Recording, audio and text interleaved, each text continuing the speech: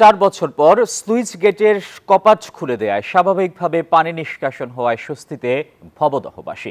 সংশ্লিষ্টরা বলছেন, অচিরেই খনন করা হবে নদীর 80 কিলোমিটার অংশ। নিয়মিত পলি অপসারণ হলে জলাবদ্ধতা থেকে মুক্তির আশা স্থানীয়দের। বুলবুল শহীদ খান হিমেলের তথ্য এবং ছবিতে ডেস্ক রিপোর্ট।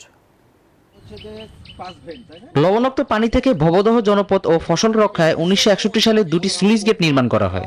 এরপরে যশোরের মনিরামপুর, কেশবপুর, অভয়নগর এবং খুলনার ফুলতলা ও ডুমুরিয়া উপজেলার মধ্যবর্তী ভবদহ এলাকার কৃষকরা জলাবদ্ধতার কবলে পড়েন। 1988 সাল থেকে জলাবদ্ধতা স্থায়ী জলাবদ্ধতায় পরিণত হয়। এর মূল কারণ ভবদহের ভাটিতে থাকা নদীগুলোর নাব্য হারানো।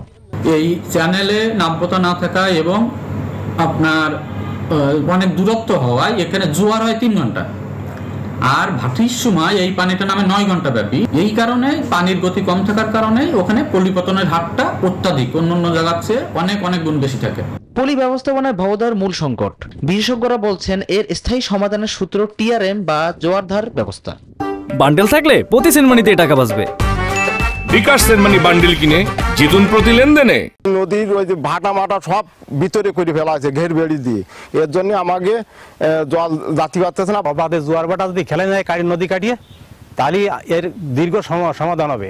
মূলত জোয়ারধার বা ডাক জোয়ার ব্যবস্থাকে টিআরএম বলা হয়। এই ব্যবস্থায় নদীর পানি বিলে উঠিয়ে বিলের বুক পলি দিয়ে ধীরে ধীরে উঁচু করা যায়। এর আগে 2006-07 সালে দুটি বিলে টিআরএম পদ্ধতি প্রয়োগে সুফল পায় ক্ষতিগ্রস্তরা। এই আন্দোলনের ফলে আমরা বিল খুকশের টিআরএম করি সেনাবাহিনীর তত্ত্বাবধানে। তাতে আমাদের এই অঞ্চল 15 বছর ভালো ছিল। কিন্তু স্থানীয় ঘের মালিকরা এর বিরোধিতা করেন, যাদের অধিকাংশ অবৈধ দখলদার। সেই থেকে বন্ধ হয়েছে টিআরএম। তপন বাবু, সাবেক প্রতিমন্ত্রী, সে তার লোকজন নিয়ে ঘের মালিকদের নিয়ে সংঘর্ষ করে সরকারি সম্পদ জ্বালাও প্রয়োগ করে। টিআরএম বাস্তবায়নে সরকারের অব্যবস্থাপনা বড় বাধা হয়ে দাঁড়িয়েছে অভিযোগ।